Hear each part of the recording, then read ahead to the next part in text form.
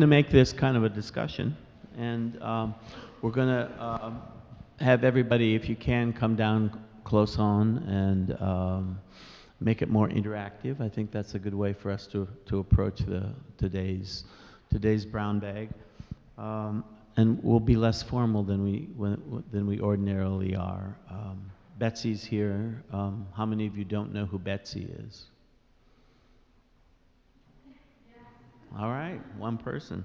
So Betsy is an adjunct professor of fine art here at the college and the curator of Value Added, the show that's currently in the gallery, along with Emily Kroll, who is right over here. And the collection is of multimedia artworks and installations that explore the concept of worth and valuation. Have all of you had a chance to see it? You guys? Everybody been in, seen it? No? Yeah? Yes? The heads go this way, the heads go that way, do they go roundabout? Yeah. It examines the values that exist within contemporary society, monetary systems, precious materials, property rights, status symbols, monetization, as well as the transformation of mere signs of worth into metaphors that reference the personal, the political, and the poetic. I was especially interested in having this exhibit because I really feel that it's that whether we realize it or not, the concept of monetization in our society is really undergoing a very very big, somewhat transformational change, and we're kind of in the middle of it. It's hard for us to really when you're in the middle of something historically, it's hard to kind of know what it is, but when you kind of look around and you just kind of sit quietly and you look around at the kind of the storms that are happening on either sides of you, you really see that much of it has to do with the valuing of the human beings within the culture. Cyprus is a great example of what happened this week, where the government went in and just went into the banking system and took, 20% out of everybody's account to pay the European Union bills, the kinds of issues that come up all the time.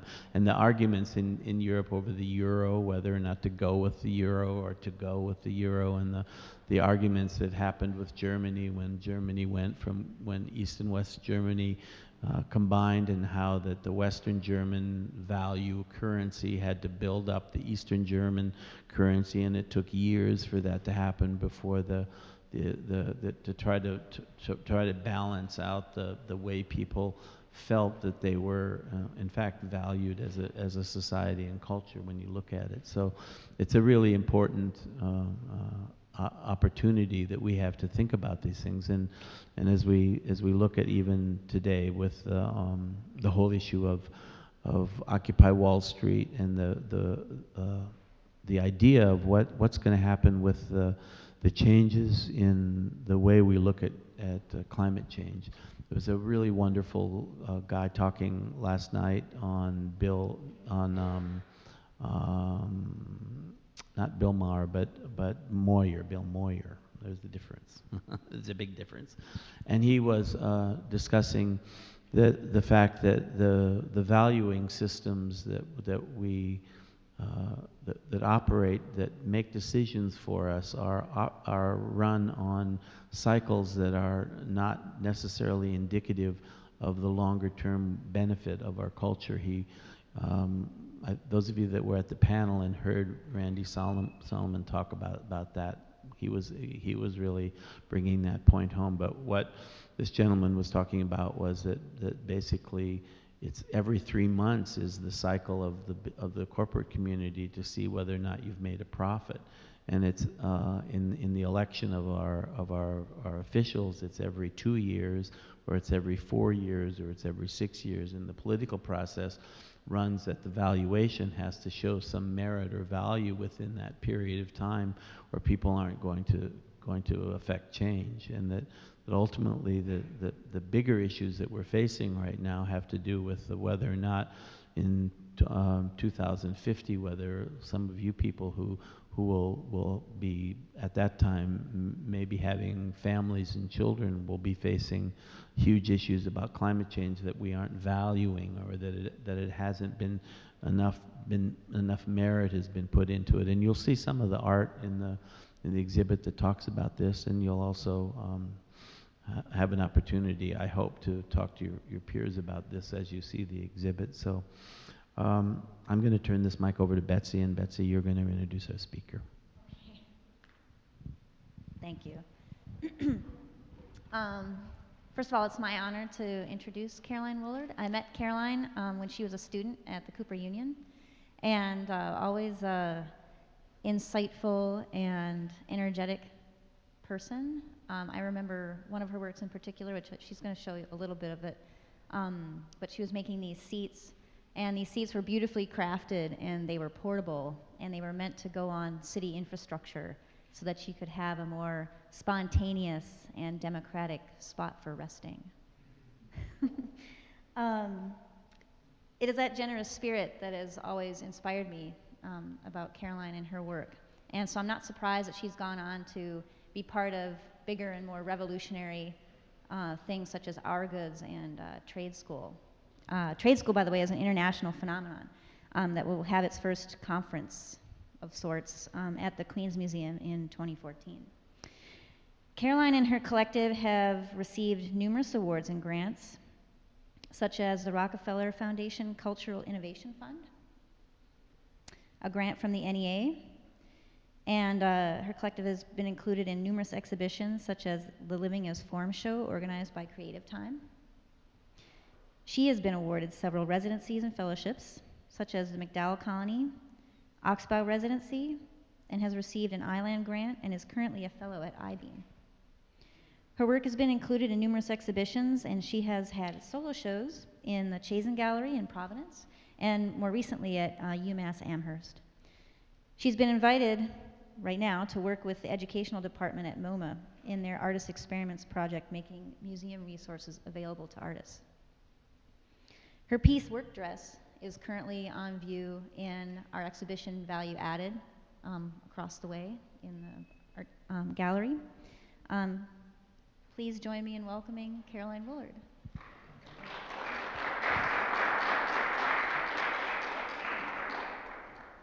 Hey, so my voice is amplified, but you can probably hear me without a mic. I'm going to keep it on because I'm a member of a bunch of collectives, so different members present in different contexts, and then we share the way we speak about our work with each other so that we can improve the way we talk to different audiences. So even though it's a little awkward to have you right here, but to use a mic, I'm going to do that, and hopefully you can talk into the mic as well so that I can share what happens here with the other members of the collectives I'm in. So I wanted to call this talk "The Process is the Massage," not "The Process is the Message," in honor of Marshall McLuhan. I'm really interested in process and in thinking about the whole life cycle of an artwork. So rather than just making a piece about environmental concerns that you then throw out or source unethically, thinking about the labor involved in my art practice is as important to me as the way I display it and finally give it a home. So I'm interested in process, and a lot of what I've done in the past 3 years is to build infrastructure with other people that I can use to create my work. So I thought I'd show you a few projects that I did that are more public space oriented or about the commons, and then move towards these infrastructure projects, which are also alternative or solidarity economy initiatives. And I don't have a clicker, so I have an invisible clicker, which he's going to help with.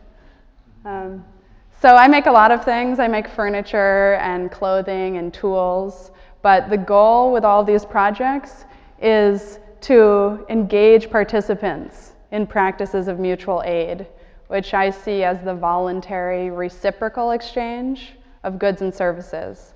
So some people think of barter as an on-the-spot transaction that is inherently self-interested. Barter has been given a legacy or narrative of primitive capitalism, so that it's about accumulation and the object over the relationship. So I'm really interested in barter that's about building relationships that's voluntary and reciprocal, and not just about getting something from another person. So hopefully you'll see that in this talk. So this is the piece that Betsy was referring to. When I was in school, I made public seating because I grew up in Rhode Island, and I was shocked to come to New York in 2002 and see no public seating at all. This was before the Parisian cafe image of public space took over, where we have these folding chairs that are taken away at night. So I wanted to make spaces for people to stop and rest, and I did it on my own, in a way managing the commons, so thinking of public space as something that I could be responsible for as well. So I did a good job. I engineered these things and maintained them, and then eventually took them down to repair them, and I still haven't put them back. I've also made a backpack that became a swing for the subway.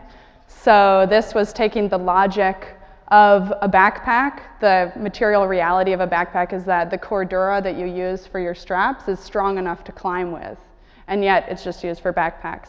So I wanted to do something so naive and playful that it couldn't be considered terrorism, because I entered New York City after 9/11, and the "if you see something, say something" motto was everywhere, where strangers were somehow terrorists and my eyes were confiscated by the state.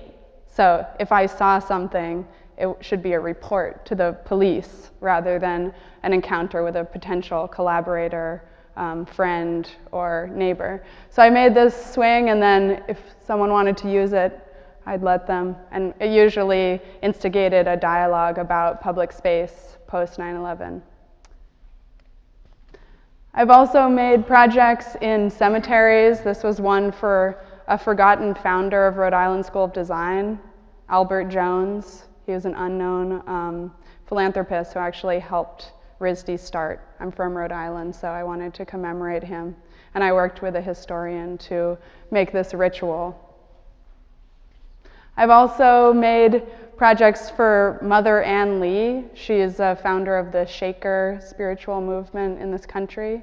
There are very few Shakers who still live now, but it was an amazing collectively run movement where all different people were taken in, and Shakers had this idea of faith in practice, where your craft was actually an evocation of your belief in God. So I'm really interested in material poetry and doing conceptual work, but also having a great physical manifestation of my ideas. So this was a little building that I made in New Hampshire and lived in for 2 months. I would invite people at the MacDowell colony to join me there for conversation, because I wanted to see the MacDowell colony as a site that I could investigate. So residencies have similarities to early spiritual movements in this country, because they often see artists as separate from the world, which is something that I like to contest. I don't think that we're unique and removed from the public. I think that artists have a role to play to make things visible, but we are members of communities. We're not individuals who need to be removed all the time. So this project was about that.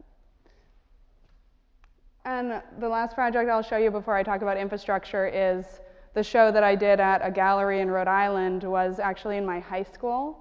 They have a gallery, and I wanted to turn the gallery into a bedroom. So it's hard for me to see spaces as devoid of history or context, and I was really interested in the fact that this gallery was in a school, and my memory of high school was being tired and wanting to sleep. And I thought that I could bring back the history of myself in high school. So I made a kind of analog Facebook where my diaries were everywhere, and all of my homework from high school was there for students to go around, and my bedroom and everything was there. So students actually slept there, and at the same time performance artists would come in and do all kinds of movements, and people would wake up in the middle of a dance piece. So that's how I use a gallery typically if I'm in a gallery space. So all of this led me to realize that if I'm making projects that are not for sale in an art market, that are highly site-specific and for specific audiences a lot, I need to make infrastructure to support this work, because I won't be able to sell it to fund the rest of the work I want to make. So I'm really interested in this key people, like a primary audience, targeting specific people with my work, and then thinking about how the work itself can encourage more opportunities for mutual aid or collaboration, voluntary reciprocal exchange. So first I'll tell you about Our Goods. I'm one of 5 co-founders. Carl Taschen is a computer engineer. He was one of the first founders of Zipcar, so he's really interested in resource sharing. There's me. Rich Watts is a designer and also a distiller. He's making a new distillation process for vodka. Jen Abrams is a choreographer, and she's been working in a sweat equity system to produce her work in New York City for the past 30 years. And Louise Ma is an illustrator and designer who works for WNYC. So we all wear many hats, but we have distinct skill sets that we bring together to make Our Goods, which is a barter network. So I'll just take you through how it works. So first, you'll find out about Our Goods in trade school. Then I'll tell you why I'm interested in exchanging without money, and the challenges and possibilities of non-monetary exchange. And then this idea of a future solidarity economy. Not an alternative economy, because alternative assumes that there will always be a dominant economy that we're reacting to. The solidarity economy is a term that comes from the global south that I've been really moved by. So I'll end with that, and then we can talk. So first, what is Our Goods? Our Goods is a barter network. People post what they have and what they need. So it's for artists and activists, farmers and craftspeople, anyone with an unusual relationship to the market and their labor. They don't always get exactly what they feel their work is worth in the market. So you can search and see things like vegetarian cooking, running lessons, find something that you're interested in, and then look at the people who have that thing to offer. So there's everyone from this guy, Tom Gillis, who has Ruby software development,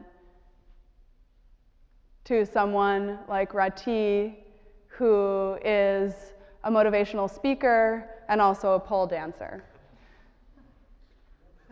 We also have Jose Perez.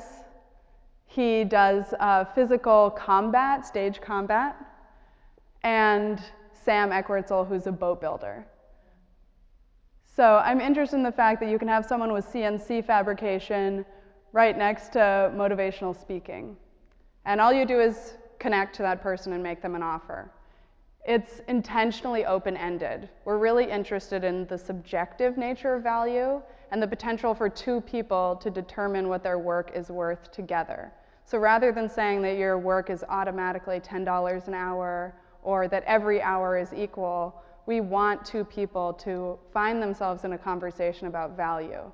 Because especially right now, it's very rare that you get to determine the value of your work.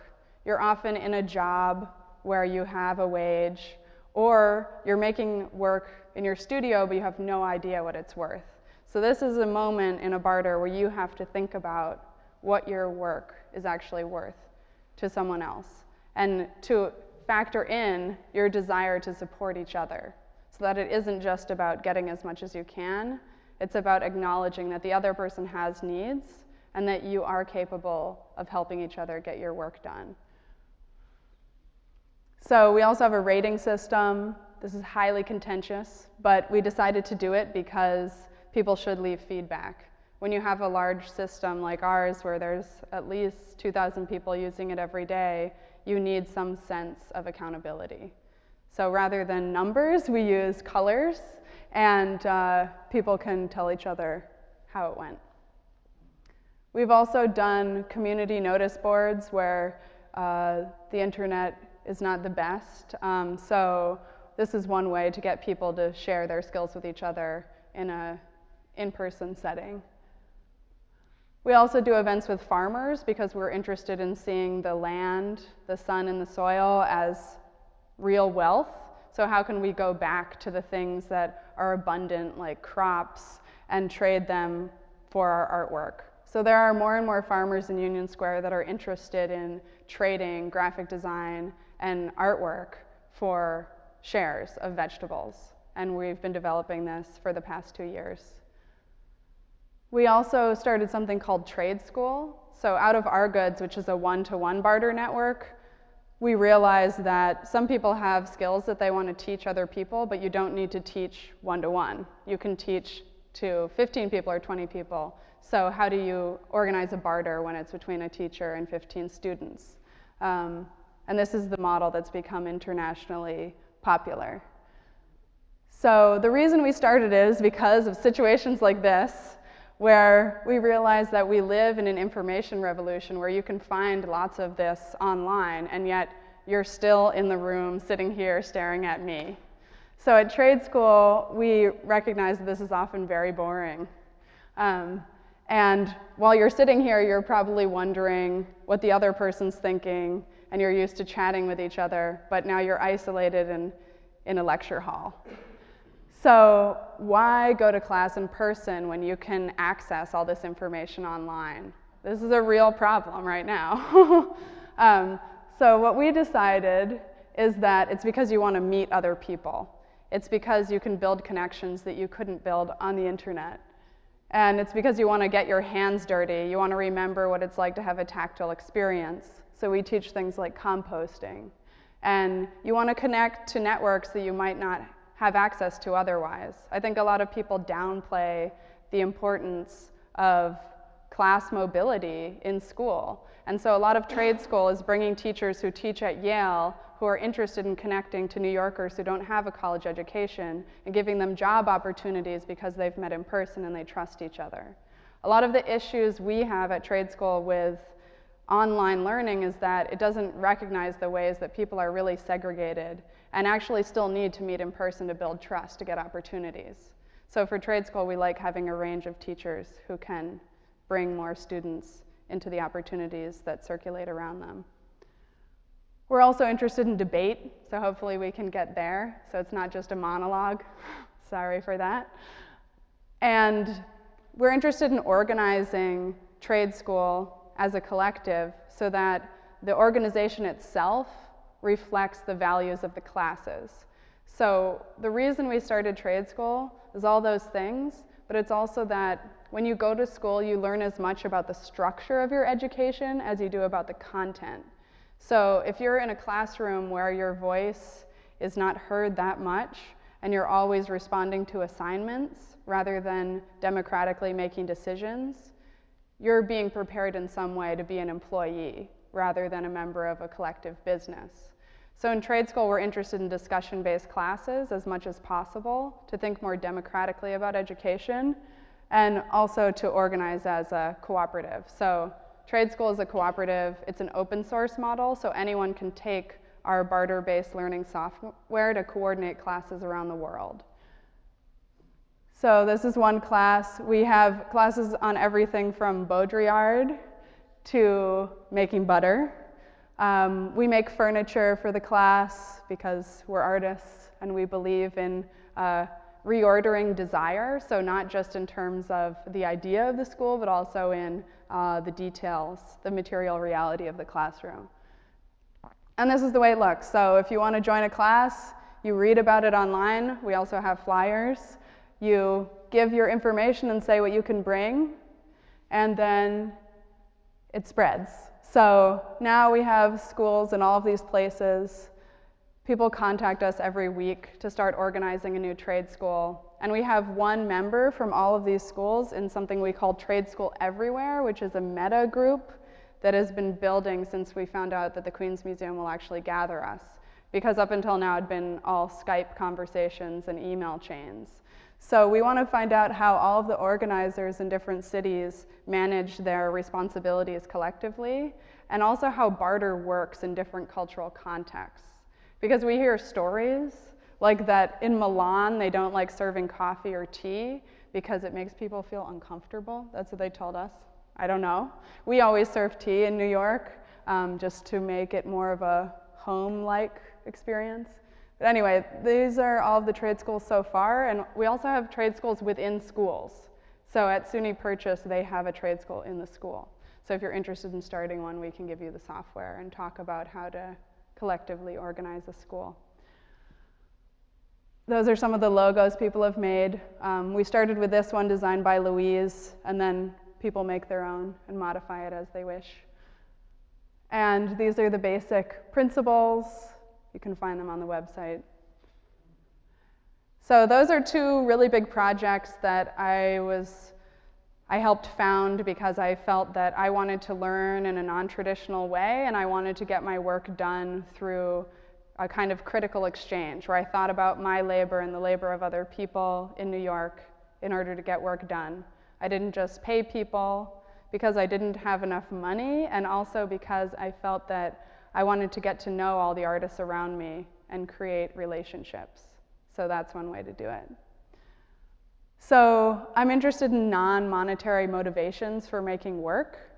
Artists often make work to refine a craft or take a risk or build community, not just to make money. It's pretty unusual for someone to say that they went into art because they're hoping to get rich.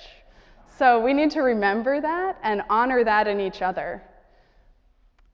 One way to think about this is if you're out or at a bar, people often ask, what do you do? And if I tell them I'm an artist, they'll say, but what do you really do? Because the assumption is you can't possibly make money as an artist, so it's not valuable. And I find that incredibly violent because it makes important the thing we do for work, usually in a market, in a capitalist firm.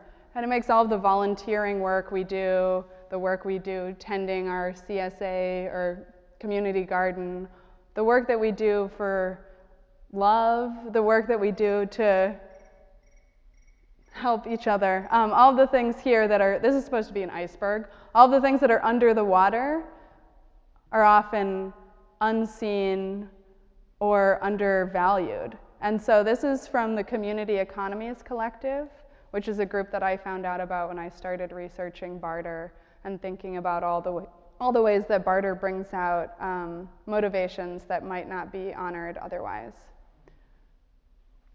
So here's a very quick list of things that I feel that I do. I think that it's really important for us to remember that there's so much that can come out of an artwork, and also being an artist in the world, where you give yourself permission to take really big risks and say things that you think are important. At a time where a lot of arts funding is being cut in a larger cut of welfare state initiatives, I think it's important for artists to advocate for all artists, not just for yourself, but for these things that will be missing if we don't have the space or resources to support one another, or to be supported by the state. So what happens when you try and barter with someone? The challenges are inequality, distrust, and individualism.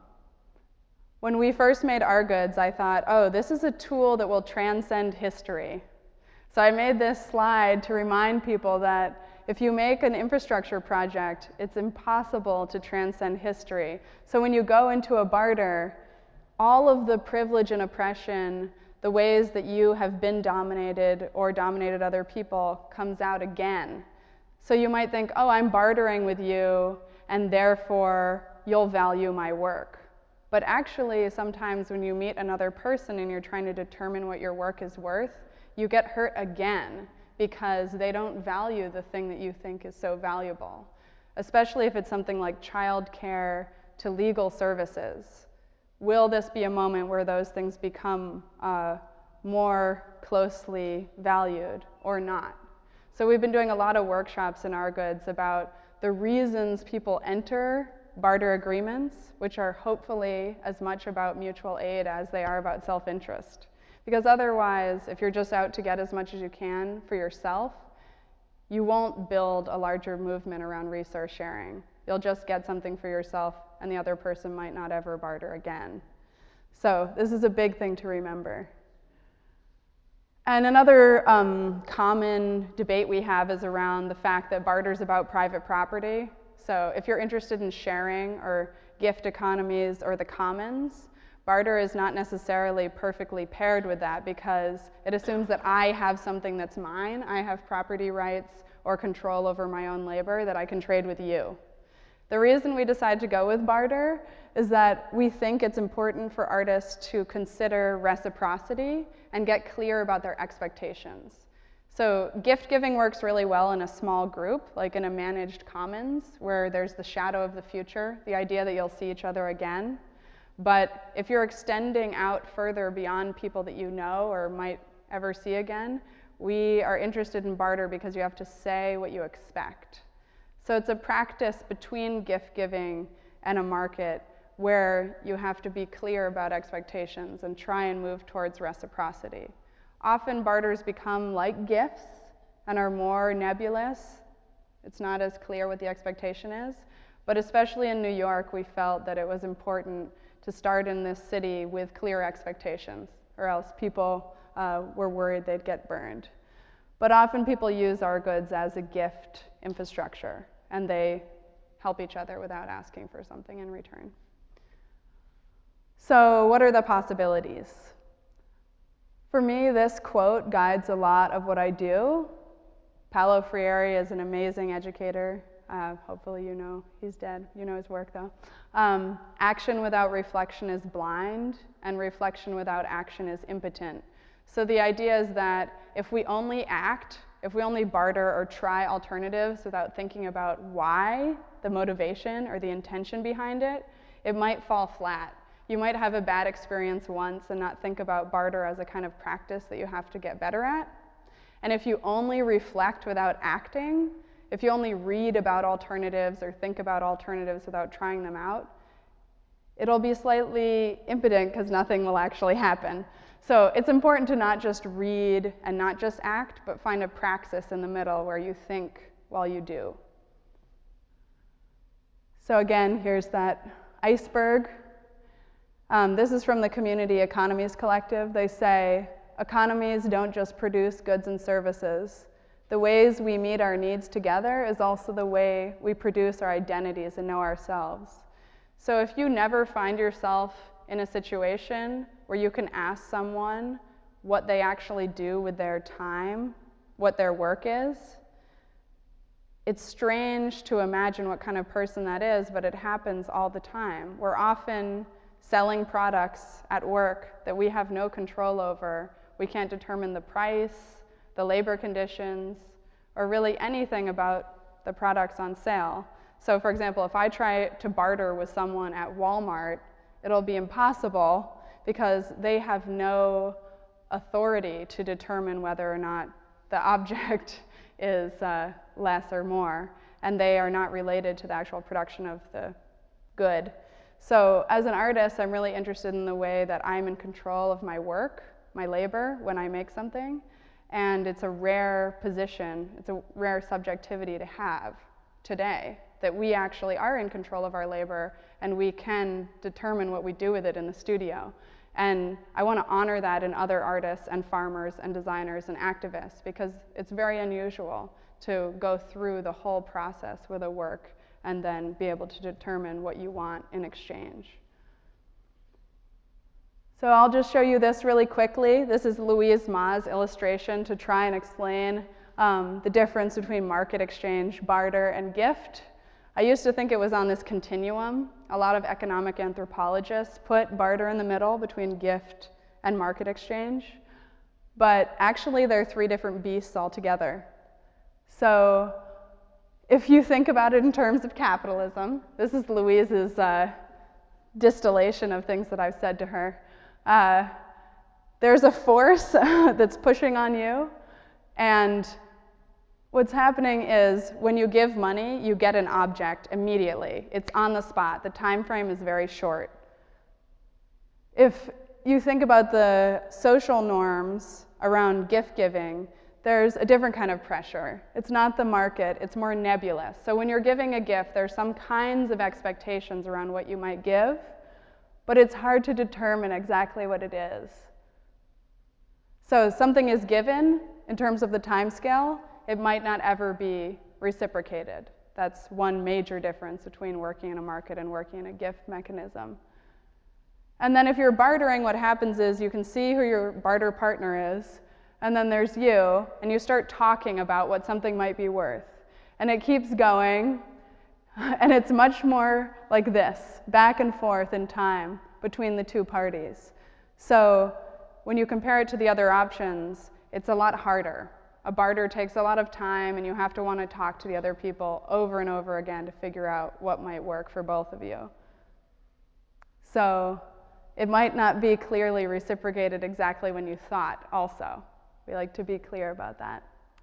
So here are these 3 different ways of thinking about how you might give something and either receive something or receive a feeling if it's a gift. And if you have 2 people who are used to working in different frameworks, like say this person in red is used to identifying themselves in the market, and the person on the right is interested in gift giving, and that's how they normally identify themselves. Say there's a lawyer and a gardener, and they want to make a trade. What comes up automatically is that there are so many ways to value work. So it could be the amount of effort it takes to write a contract, plant some seeds. It could be the amount of time it takes to write a contract or plant some seeds. It could be the amount of skill that you've developed over time. This is why we don't think all hours are equal, because it takes a long time to learn some skills. And you could also go by the market value, or your desire to connect to the other people they know, the network that they have. Or it could be about mutual aid. You're less interested in being exacting, and you're more interested in interdependence. So let's say that in the future, we'll see more of a solidarity economy, which means if the economy is the ways that we meet our needs together, then a solidarity economy is the ways we meet our needs together that recognizes our interdependence. So it's more about cooperative decision making and grassroots efforts. I like putting this up because often the projects that I'm doing are criticized because if you make DIY networks under austerity measures, you can applaud yourself while all infrastructure fails. So we might feel good about trade school, but there are schools closing next to us.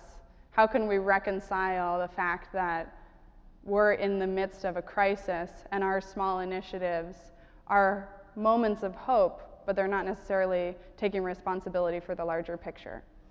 So I like thinking of it in terms of what in the Argentinian factory workers movement, they said, resist, reclaim, produce. This is also in Brazil, the MST uses this slogan. So how can we do this? For resisting, with trade school, we join to protest the closing of schools and hospitals and fire stations. So we are not unrelated to protests that are in our neighborhood. Whether this means joining a protest or speaking up to your local council member, you decide, but I think it's important as an artist to also resist larger structures and not just make alternatives. If you're interested in the solidarity economy, this is a diagram that Ethan Miller and the Zeg Collective produced. We can talk about that later if you're excited by it. But imagine if land was owned in a community land trust so that it couldn't be speculated on. Imagine if your rent was not so expensive that you spent all of your time going to work in order to pay your landlord. Imagine if you had the opportunity to decide democratically at your work how much you were paid. Imagine if you could pay in a sliding scale for your food based on how much you made, so that someone who worked on Wall Street would pay more for the apples than you would. Imagine if you could purchase more ethically, and if you could put your money in a community bank, a cooperative bank, or a community development credit union so that low-income people near you could actually get loans and small businesses could take out loans. The point of the solidarity economy is that it already exists, but it can be strengthened. And one way to strengthen it is to find out about the initiatives near you. One way is to make a paper. This is a paper a group called Temporary Services produced, and I helped them print it. So it's a lot about labor and artwork. In terms of reclaiming spaces, I see the public seating I made as an opportunity to take spaces that are unused and to manage them responsibly. There's also lots of examples globally of taking over spaces that have been closed or are about to be closed to demonstrate that you're capable of using them responsibly. So that's the Teatro Valle in Rome. And also on 4th Arts Block in the East Village, La Mama Theater and Wow Cafe Theater are only there because in the 80s the artists organized to buy those buildings from the city. They were vacant and they would have been eventually converted into condos, but over 100 artists got together to buy the buildings from the city, and so they still have low rent. They've made a community land trust so that it's affordable permanently. The mission of the block is to keep rent low for artists and community leaders. So if you reject greed and hoarding and this kind of ADD pathology where everything has to be a 5-minute soundbite, where we're always moving very fast and don't necessarily understand complexity, where knowing something is not necessarily going to lead you to action, where you kind of love the problem. You just find more and more and more out about problems rather than acting on them.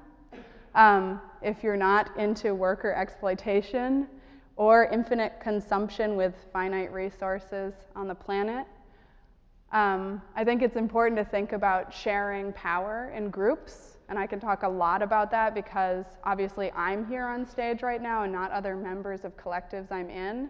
And the idea of autonomy in a collective is very complex and something that we're always talking about in the groups I'm in. I also think that it's important to make more spaces for dialogue so that we're not just moving on to the next thing, not just making short-term exhibitions, but as artists thinking about long-term projects, and to collaborate with activists. So if you make projects about social issues, you're often the person who brings the media.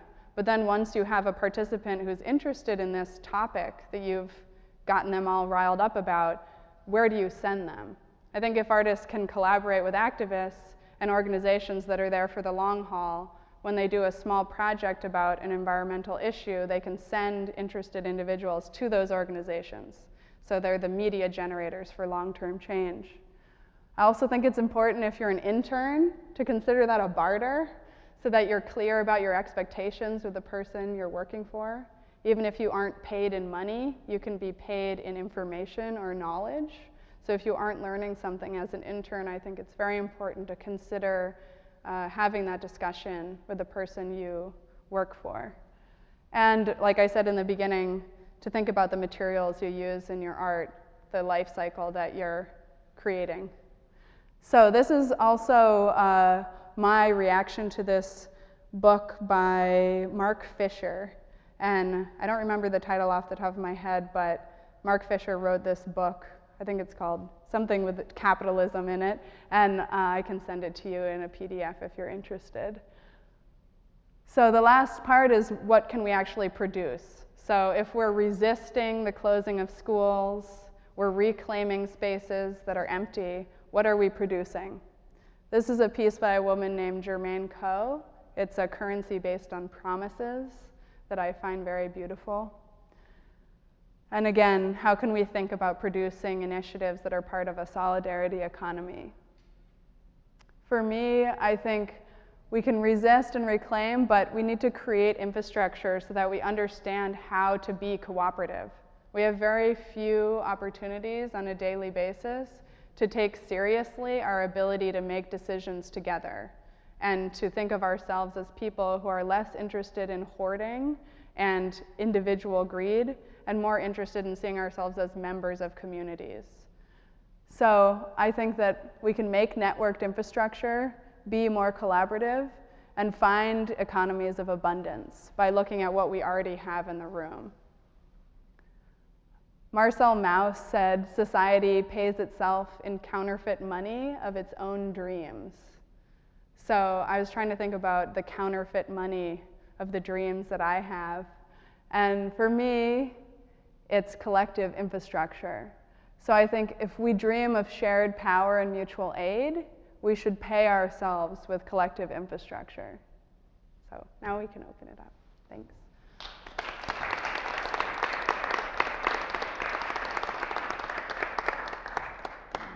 And I'm going to go over here because I can show you the website. If there are any questions, I'll bring you the mic. Anybody?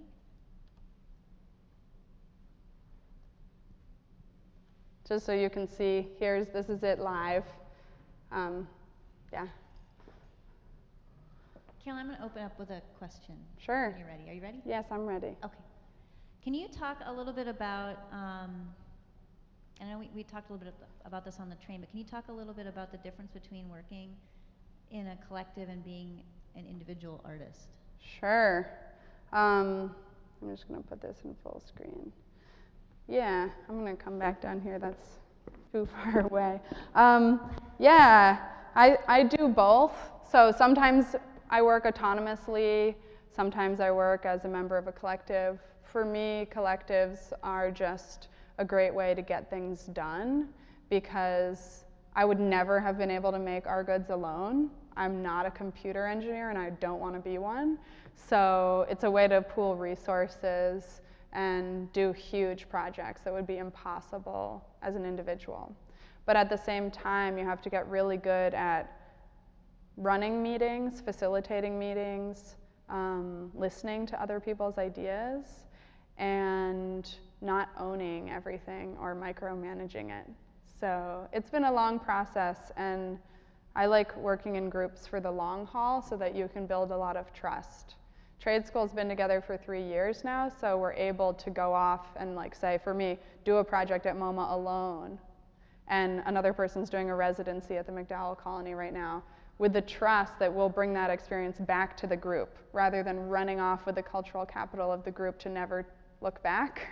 So you have to trust each other, that you'll grow as a group and do a lot together, go off and come back, which is hard sometimes if you don't know each other or trust each other to do. Yeah. You don't need to bring the mic, I can just talk loudly. Okay. Can you talk a little bit more about what you're going to do at the Queen's Museum? How the trade school is going to work there? Sure, yeah. So again, this thing with having key people as the target audience or the main participants in a project means that it's hard for things to be open to the general public. So at the Queen's Museum, we will be working alone for a week. Alone meaning with 100 people, 2 organizers from each city. That's our goal, to raise enough money to fly that many people there. They've agreed to fly some, but not all. So we'll have 100 people, and we're going to spend the week trying to make a larger political analysis for why all of these trade schools are necessary in each context. So we're thinking that we'll make a publication. And we'll bring in speakers that each organizer is interested in. So we're starting to organize that now, and it'll take until the spring for everyone to come to consensus on what we should actually do. But we're thinking some kind of publication. This is like what I'm advocating for. Other people are interested in more like informal hangouts and teaching each other, because each organization, each city has a different way of facilitating classes. So we could spend a lot of time just sharing best practices, if you want to think of it that way. And then at the end of the week, we'll be open for the public to do some kind of conference where you can go into a room and talk to someone in Guadalajara about the way they organize or the institutions that they're connected to. In Mexico City, a lot of people are interested in the idea of the red solidarity economy. I don't even know what that means. So I have some ideas, but I think we each have our own interest in building a trade school, and gathering in one place will be a way to build trust, see a larger analysis, and potentially do more together. because just talking on Skype doesn't give people that much interest in doing a lot globally. But when we're together, I think we might come up with something else we can do that's networked across the world. And your audience, like the public audience, will be just the regular museum goers? How will we bring in a wider audience? So the Queens Museum is better than most museums in bringing in a wider public, and this is in tandem with the Queens Museum doubling its size. So the Queens Museum is actually bringing the public library permanently into the museum. So that already has a non-art, non-Queens Museum audience built in, and that we're hoping will be where we have the conference and most of our meetings. So, plus it's Queens, so luckily most of the organizers will be able to find someone who speaks their language. Yeah. There's 167 languages spoken in Queens. Yeah. So let's hope. 46% of the population is foreign born. Yeah. Yeah, that's why we reached out to them actually. We asked to see if they would support it. Yeah? So have you discussed the idea of a hybrid model that tries to integrate the barter economy with the money economy? I mean, they are already integrated because we live in the world. So on our goods, people can end up paying each other because we're just putting them in touch. They work it out. But in trade school, it is hybrid in that we often pay for rent with money. We go between bartering. In the beginning, we ran trade school because we had access to a storefront space. Rich Watts was doing a website for them, and they couldn't pay him because the economy crashed. So he said, what if I get to use your storefront? So trade school is born out of that barter, and we've done a lot of graphic design for storefronts.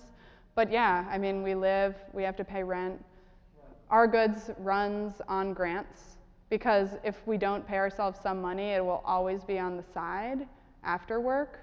So the idea of the solidarity economy is not to get rid of money.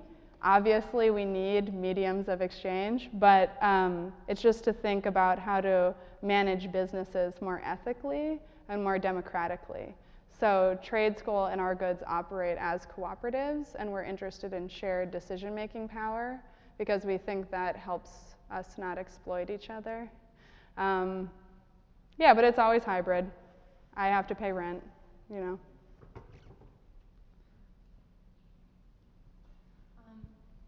I was wondering if you could. I was wondering if you could tell us more about like what these trade schools might look like in other cities. Like I saw Manila was on that one slide, and I know that a trade school in New York is going to look a lot different in a culture where trade is already a major part of it. So I was wondering if you could tell us a little bit more about like what those trade schools might be like. Sure, I think actually I'll load their website so we can see. I don't know that much because I've never traveled to any of the other trade schools. I never imagined that we would be able to meet each other. It's just, that's why this gathering is so important.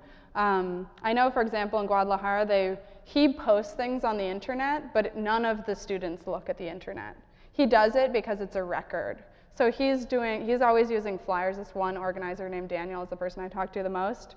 And he tells us that he gathers in public space. He uses a text message loop system to inform people of all the classes. And he requires that all students become teachers. That's something that we recommend in New York, but we don't require. And he said it's really important to him to tell everyone that yes, they could teach something, and actually they will. But let's look at, where is Manila? Here it is. Hopefully it'll load. Okay. Oh, interesting. So look, we even have investment. That's interesting. So let's see what they asked for.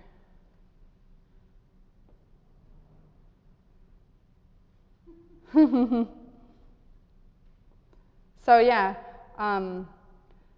We have everything from what I would call the solidarity economy, more about cooperation and mutual aid, to something like the sharing economy, which is like shareable.net, a lot of these initiatives that are talking about access over ownership, like couch surfing, to collaborative consumption, which to me is a part of this new economy that is more interested in profit making and doesn't necessarily have an idea of what enough is. So it's local, but it's still about accumulation and capitalism. So I imagine that Money Investment 101, Grow Your Savings Without a Sweat, falls into that category. So far, we haven't turned teachers away to teach things about small businesses and investment. We just hope that through barter, they become aware of other possibilities and through the culture of the school. But, you know, we're not there, so we can't tell exactly what the culture is. That's why we need to gather and be clear about our goals together. Yeah, and you can scroll. If you guys go here, you can, yeah, everything from singing for pleasure to old-timey letter writing, polymer clay, basic Spanish, unsilencing racism. We're doing that workshop actually this Thursday at the Museum of Art and Design, if you're interested. Yeah. So yeah, this software is open source, which means that eventually even the timestamp, which is more of like an English approach, will be able to be changed for each school. So we're working towards, it's still English-centric and New York-centric, even though it's in another language. It's, a lot of things are unclear for people who speak other languages. So we're moving towards that. Yeah. Yeah? That's great. Then also people can hear it later. What are some of the challenges you've faced in managing the trade schools, and what are some of the shortcomings you've seen? I think the major one is that we are idealistic in thinking that anyone can teach. And like a barter, it's not clear that when you've had, you know, whatever, 10 to 18 years of schooling in a classroom where you're mostly silent and lectured at, that you'll have any idea how to lead a discussion or make a more democratic classroom. So for the first 3 years, we allowed anyone who could make a good proposal and talk to us about their class to teach. And we found many classes very oppressive. So the teacher would just lecture for 2 hours with really bored students. And that was a huge problem. So trade school is moving, at least in New York City, towards a long-term storefront, because the other problem is that we had a lot of one-off classes. And to really gain a skill that you could eventually start a business with, you know, hopefully a cooperative business, you need more than one class. So if we're teaching English as a second language, Spanish as a second language, any computer programming, you need to meet at least 6 times, if not more. So we're talking to Fourth Arts Block and also Ingersoll Community Center about starting a trade school in New York that'll be for at least a year, if not more, with repeat classes. And you have to take a class called How to Teach and be certified before you teach. Because to make it a legitimate and viable alternative to college or a popular education movement, we need to be accountable to our students. And that's one change that we just decided in New York, at least, we have to make. Any other questions? I think, thank you all very much. I appreciate your attendance and your attention. Yeah. We'll see you next, is it what? Next Friday is when the communications. Yeah, next Friday. Okay, see you next Friday. Thanks.